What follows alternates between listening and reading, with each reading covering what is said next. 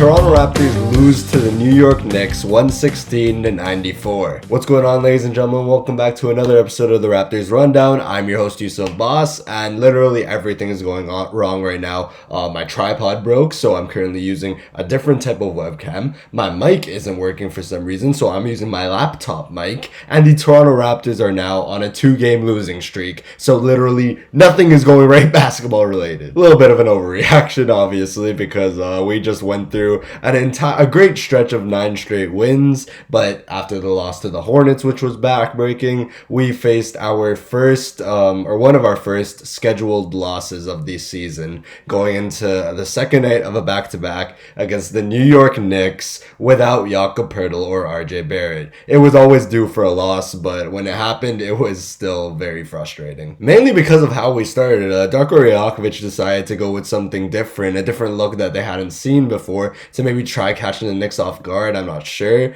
but he started off with Jamison Battle in the starting lineup, which I felt that kind of set him up to fail a little bit. He only ended up playing 11 minutes tonight, went 2 for 4 shooting. He missed both of his threes, so I guess Darko Rajakovic's idea of putting him in there to boost our 3-point shooting did not work very well. But we did look like a team that had played the night before, that had played an overtime game the night before. The New York Knicks could not miss from 3. Defensively, we had way too many lapses. Offensively, the ball was not moving. Brandon Ingram wasn't able to hit his shots. The only guy who was able to score at any level was Scottie Barnes in the first quarter. But overall, it was the defense that screwed us all game long, but mainly in that fourth quarter, where we allowed the New York Knicks to score 41 points. I said this in the game preview on the Charlotte episode. If you want to win a game on the second day of a back-to-back, you have to be the team that comes out of the gate firing and that puts them on their toes. It becomes nearly impossible to win a game on the second day of a back-to-back if you put yourself in a hole early. Because the first quarter is sometimes the only quarter where your players have their legs under them. And the longer the game goes, the more tired they become and the quicker they become tired because you had a game the night before. But I do want to give them credit for the second quarter, how they came out way more physical. Scottie Barnes single-handedly saved us in this quarter. He went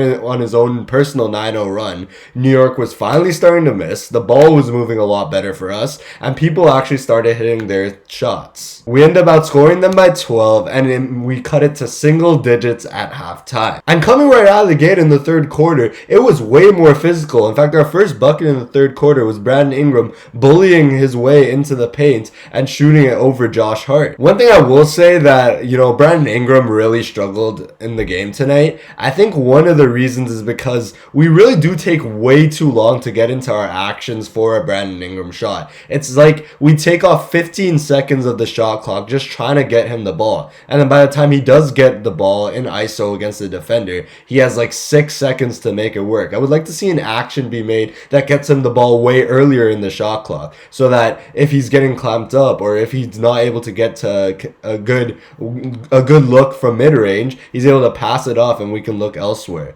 Because sometimes we were forcing these contested mid-ranges just because he got the ball with no time left on the shot clock. But I will say, overall, he was in hell tonight. Mikal Bridges did such a good job on him. In fact, he was able to stop him and not let Brandon Ingram get going. And then when he noticed that Scottie Barnes was going off, they decided to bring Mikal Bridges and started to double and triple team Scottie Barnes. So he ended up having a very inefficient second half just because, well, he was being triple teamed. This was the quarter where Emmanuel quickly actually caught fire, and we ended up cutting it to a 3-point game. We were in this game in the third quarter, but then the fourth quarter came out, and as we made it a 3-point game, we proceeded to not defend very well, and the New York Knicks went on a 16-1 run. Colin Boyles, who I would have given my player of the game to, he was out there playing, man, hustling for loose balls, getting offensive rebounds. Our only offensive rebounds of the night, it felt like, came from Colin Boyles, scoring, going at the chest of his defenders, playing physical. He had a really good bounce back game after he struggled for the past couple of games. But then the fourth quarter, we fully cooled down. No one was hitting their shots. The New York Knicks took like a 20-something point lead, and with about like 4 minutes left, emptied our benches, game over, and the Toronto Raptors have now lost 2 in a row. Now, I see a lot of people panicking, and I'm here to say that we should not be panicking just yet. I think we have a really important, by the way, I'm sorry for recording this so late. I'm recording this on the day of the Portland Trailblazers game, and I think this is a super important game to be able to see if we've been weak schedule merchants this entire time, because this is a real team. I feel like the only real healthy team that we've beaten is the Atlanta Hawks, and even they didn't have Trae Young, but you know, my hot take is that they're better without Trae Young. Don't shoot the messenger, you know what I mean? Just look at their record without him versus with him. In this game, the main thing was the offensive rebounds. It absolutely killed us in there. They had 25 offensive rebounds out of their 61. We had 40 rebounds in total, so not having your starting center isn't going to help with that. We've been having a turnover problem as of late. For a team that started off the season being able to hold onto the ball really well, limiting the turnovers, we gave up 18 turnovers and 24 points coming from those turnovers tonight. So I really want us to figure that out. We didn't shoot the ball particularly well, 30% from 3. We didn't shoot from the free throw line very well at all. We were shooting 53% from the free throw line, 9 of 17, and that included some really big free throws from some really reliable free throw shooters on our team. Brandon Ingram, Emmanuel Quickly, Brandon Ingram missed 3 free throws, Emmanuel Quickly missed 2. I don't know what was going on with their free throw shooting today. And once again, a big part of our success this season has been the spark that came from the bench. This time we really weren't able to get any sort of scoring off the bench other than Colin Murray Bowles and 9 points from Sandro Mamukelashvili. I think it comes down to the fact that these guys aren't shooting the ball really well from 3. I mean, we had literally 0 threes from our bench this game, and we only had a couple. Our only 3-point shooting came from our starters. Grady Dick is really on the hot seat. He has not shot the ball well at all from 3 as of late. He ended up not even attempting a 3 tonight, which was shocking from him. I don't think I've ever seen a game where he's played actual minutes and he hasn't shot a 3. So I think he really needs to figure that out if we want to see any sort of success against these top teams. Because if he's not shooting the ball well, there's plenty of good shooters that we could get from the trade market, and that puts him on the chopping block because his $4 million or whatever can be attached to Ochai Agbaji's $6 million, and that could be a very easy trade upgrade to make, whether we want to go for a big man or we want to upgrade that shooting guard position once again. For the Knicks, they did their job. Karl Anthony Towns was actually being limited. He eventually started getting going in that second half, but Scottie Barnes did an incredible job on him. He had an amazing first half. He absolutely stopped Karl Anthony Towns. Josh Hart shot the ball ridiculously well, 4 for 7 tonight, 8 for 12 from the field. Mikal Bridges was able to lock up Brandon Ingram. That was a big reason why we lost. Miles McBride came out of the gate going, and you know what Jalen Brunson's going to bring to you every single time. Another player, Mitchell Robinson. He dominated the boards tonight. He had 15 rebounds.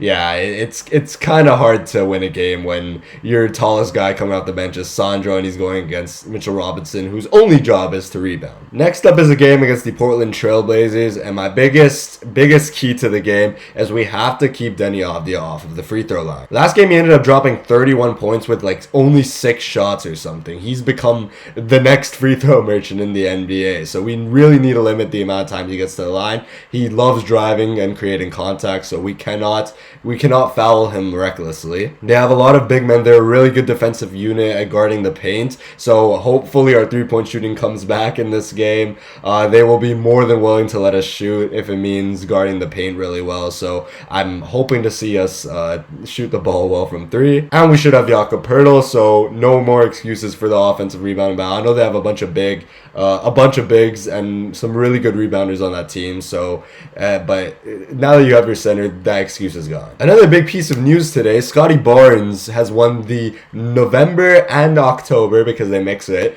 Defensive Player of the Month. So to me, that really helps his Defensive Player of the Year case. It really helps the all-defense case, the all-star case, and I think so far this season he has proven to be our best player. If we get an all-star, my vote goes to Scottie Barnes. I do think Brandon Ingram's been playing at an all-star level, but I really question whether or not they would give the Toronto Raptors 2. So if they give us one, it has to be Scottie Barnes. I just wanted to mention that he won that award. Congratulations to him. And yeah, it helps our agenda for the defensive player of the year. If Victor Wembanyama ends up missing however many games he needs to miss to not be eligible for that award, it would be insane if both Evan Mobley and Scottie Barnes won that award before one of the best, a generational defensive prospect in Wembanyama. But with that being said, thank you guys so much for watching. I'm sorry this episode came out a little bit late. I've been a little bit sick recently. I don't know if you can tell my voice is still recovering. This episode was really hard to record, but make sure to like, subscribe, comment, and I will see you guys on the next episode of the Raptors Rundown.